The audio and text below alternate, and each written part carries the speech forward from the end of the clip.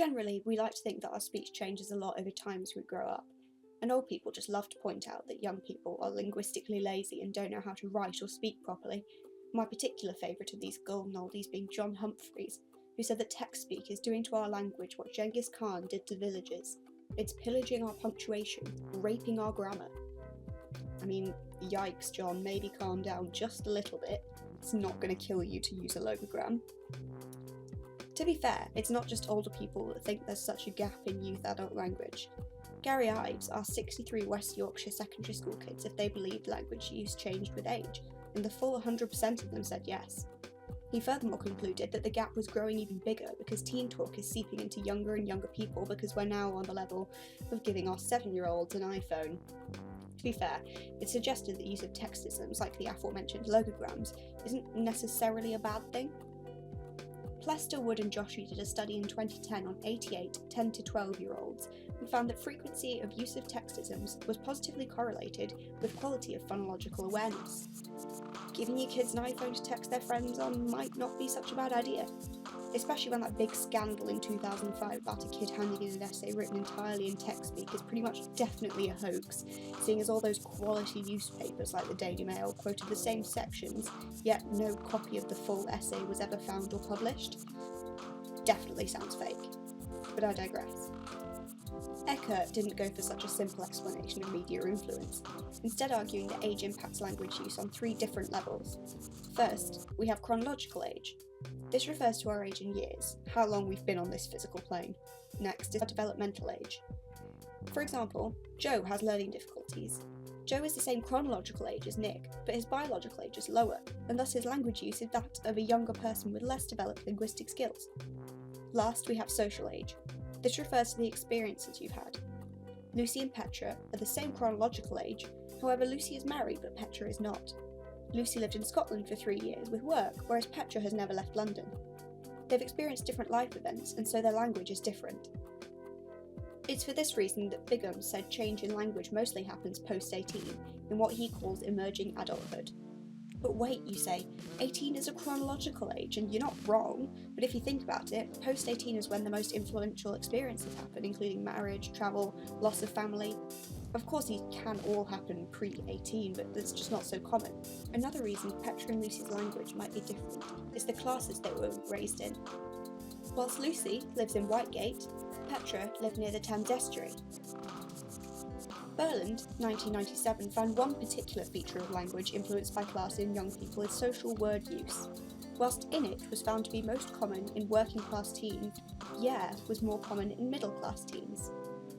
Actually, there's been a whole shitload of research into what exact features separate youth speak from adult speak, not just with social words, but with whole grammar systems. Let's take a cheeky look at Stenstrom. She identified tons of features: irregular turn-taking and overlaps, indistinct articulation, slang and word shortenings, verbal dueling, which to us plebs just means banter, name-calling. In fact, name-calling was found to be particularly prominent in young males as a way to build rapport, according to Cooper, 1991. Which will overlap with the gender module, so keep that in mind. Also, she found young people were unafraid to cover taboo topics. The reason for this may have been identified by Martinez, 2011. He found young people have more frequent use of negatives, especially informal ones such as nah or the non-standard use of never, because they're unafraid of threatening anyone's face. Remember face-threatening acts from the power module? Because I'm not covering it here, so yikes. Anyway, back to the features. Stenstrom further identified language mixing, for example, BEV among whatever your original dialect is. Our buddy Gary Ives also supported this, saying that dialect is particularly clear in young people. Vivian de Klerk can offer us a reason as to why young people make their dialect and individualism so clear. She argued in 2005 that young people use their ideo and sociolects to challenge linguistic norms and establish their own identity separate from their parents' generation. Makes sense, we do all like to think we're special. We're so special we make our own words, we're all a bit Shakespeare. The Global Language Monitor says we create around 1,000 new words per year on average, a lot of this being likely due to technological advances, something Halliday's functional language theory and many others would support, but that's a story for another module, the language change module to be exact, and Jesus Christ, that's a huge module. Back on track, young people have been shown to make ourselves special by way of new features and structures I covered before with Stenstrom. But wait, there's more. Stenstrom has research to back it. Stenstrom, Anderson and Husund in 2002 studied 14 to 16-year-olds in London and found frequent use of multiple negation, use of ain't, ellipsis of auxiliary verbs, and non-standard pronoun use, for example saying theirselves instead of themselves. Odato furthermore looked at the use of like as a discourse marker and the development of its use in young people. He identified 3 main stages. The first stage is before 5 years old. It's used infrequently, mainly at the beginning of a clause. The second stage is reached by girls at around age 5 and boys around age 7, and it can be used in a variety of positions now and also more frequently, for example before prepositions.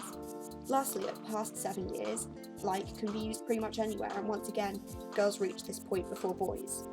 So yeah, everyone complains about kids saying like all the time, but we've got to be learning it from somewhere, haven't we?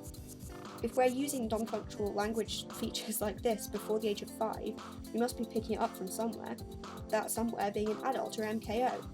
MKO referring to Vygotsky's more knowledgeable other, someone we pick up features from as they model how language should look and be. So really adults can't blame this one all on us. They must be teaching it. They'll blame us anyway because that's what happens. The general opinions held on youth language are pretty low and there doesn't seem to be much we can do about it. At least it means you can write a fire essay in your exam.